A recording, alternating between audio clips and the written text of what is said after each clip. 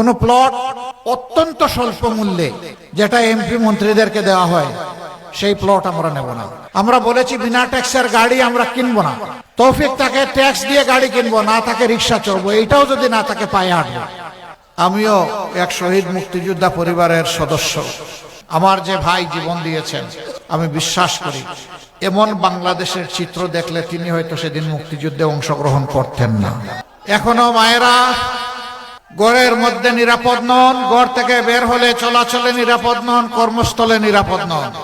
এখনো প্রিয় দেশে চাঁদাবাজদের ভয়ে মানুষ অস্থির, মামলাবাজদের ভয়ে সাধারণ নিরীহ মানুষ অস্থির।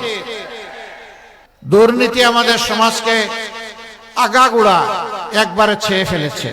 এই বাংলাদেশ সবাই কি চেয়েছে?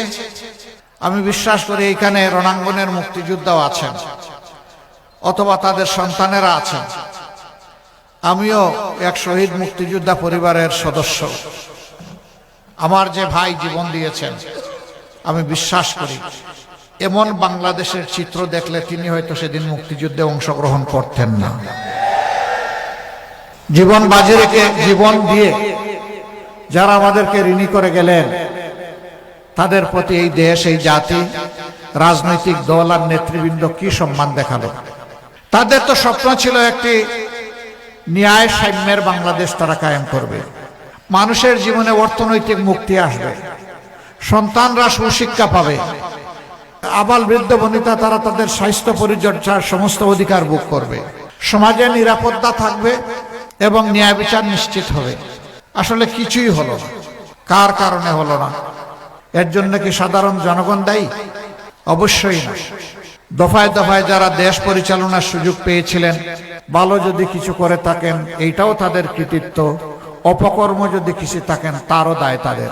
কেউ কোনো কিছু ভালো করে নাই একথা আমি বলবো না, কিন্তু যে দেশটি আল্লাহ তাআলা সবুজে ঢেকে দিয়েছেন, মাটির নিচে সম্পদ আছে, মাটির উপরে সম্পদ আছে, পানিতে সম্পদ আছে, পানির নিচে সম্পদ আছে, যেই দেশে হাওড় বাওড় বনজ কৃষিজ সম্পদ আছে, যে দেশের মানুষ পরিশ্রমী, যেই দেশের মানুষের হাতের ছোঁয়ায় দুনিয়ার বিভিন্ন দেশের কপাল কিসমত বদলে যায়, এই দেশের মানুষের কপাল বদলায় না কেন?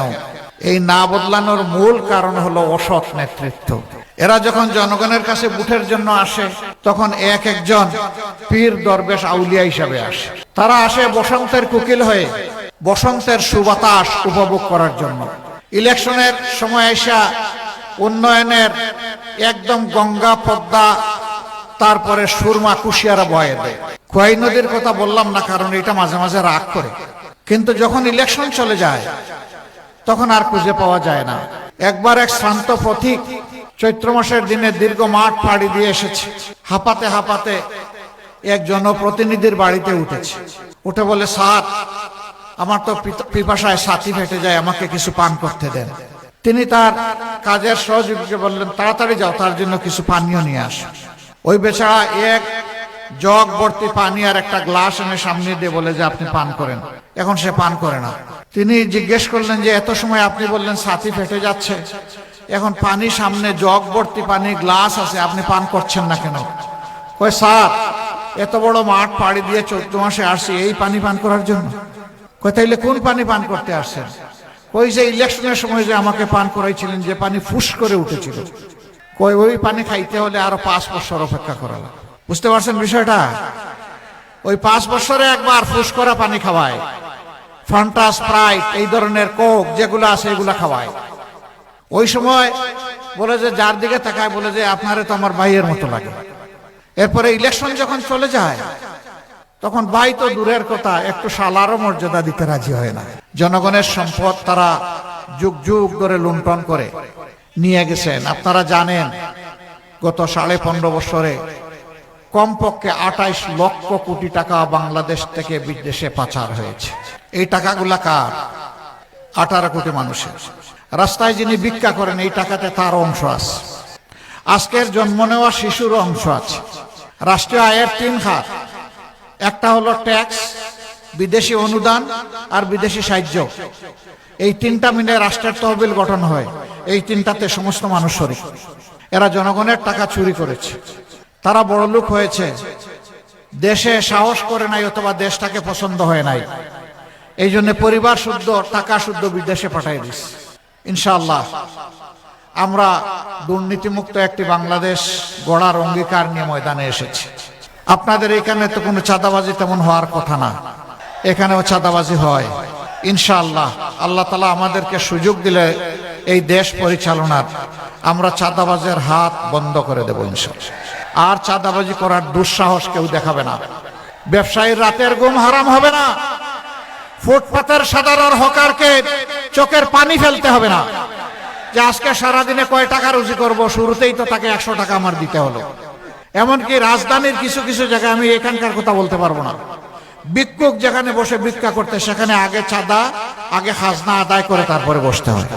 এরা কোন স্তরের প্রাণী আপনারাই চিন্তা করেন। রাজনীতি আমাদের পেশা নয়, রাজনীতিকে আমরা কর্তব্য হিসাবে নিয়েছি। রাজনীতিতে যারা পেশা হিসাবে নিয়েছে, দুর্নীতি, চাঁদাবাজি, মামলাবাজি, লুণ্ঠন এগুলা তারা করে। এতটুকুই শেষে না, এরা আমাদের মা বোনদের ইজ্জতটা পর্যন্ত রাখতে দেয় না। এই নির্বাচনের সময় মানুষ কত সতর্ক হয়ে কথা বলে, কিন্তু কিছু কিছু রাজনৈতিক ভাই বন্ধু তারা কিভাবে বলে যে যদি বুরকা পরে তা কোনো মেয়ে লোক আসে, যদি নেকাব করে আসে, যদি হেজাব পরে আসে, খুলে ফেলবা। বলতে বলতে বলছে পুরা কাপড় খুলে ফেলবা। এরা কি কোনো মায়ের গর্ভ থেকে দুনিয়া আসে নাই? যদি এসে থাকে বলবো প্লিজ মার জাতিকে সম্মান করতে শিখুন। আগে আপনার আপন মাকে সম্মান করুন। যদি আপনার মাকে সম্মান করার শিক্ষা আপনি পেয়ে থাকেন, এই দেশের 9 কোটি মাকে আপনি সম্মান করতে পারবেন। আর নিজের মাকেই যদি সম্মান করার শিক্ষা না পেয়ে থাকেন, দুর্ভাগ্য আপনার। আমরা এই ভাই বন্ধুদেরকে বলবো প্লিজ এই অপকর্ম থেকে বিরত থাকুন। যদি আপনারা বিরত না থাকেন, ভয়ভীতি প্রদর্শন করেন, গায়ে হাত তোলেন, কাপড় দিয়ে টান দেন, আমরা বলে দিচ্ছি অনেক সহ্য করেছি, অনেক হয়ে গেছে, প্রয়োজনে জীবন দিব, কিন্তু মায়ের ইজ্জত কাউকে কেড়ে নিতে আর দেয়া হবে না ইনশাআল্লাহ। যদি বাংলাদেশের কোথাও কোনো দুর্বৃত্ত এই অপকর্ম করে, আমি আপনাদেরকে আহ্বান জানাবো, ওকে আপনারা সমুচিত শিক্ষা দেবেন, এরপরে পুলিশের হাতে তুলে দিবেন। এর জন্য কেউ যদি আপনাদের বিরুদ্ধে মামলা করতে চায়, বলবেন মামলা আমার বিরুদ্ধে করার জন্য। আমরা আশা করব যারাই অপরাধ করেছেন তারা অনুতপ্ত হয়ে জাতির কাছে, মার জাতির কাছে, 9 কোটি মা বোনের কাছে তারা ক্ষমা চাইবেন। সম্মানিত ভাইরা, আমাদের অঙ্গীকার খুবই স্পষ্ট। আমরা ন্যায় বিচার সমাজে কায়েম করার পক্ষে। আল্লাহর হুকুমের কথা বলেছেন হযরতুল আল্লাম আমাদের বানিয়াচং আজমিরগঞ্জের, যিনি ইনশাআল্লাহ সংসদ সদস্য পদপ্রার্থী আব্দুল বাসিত আজাদ সাহেব। আমরা সেই আদল এবং ইহসান সমাজে কায়েম করতে চাই।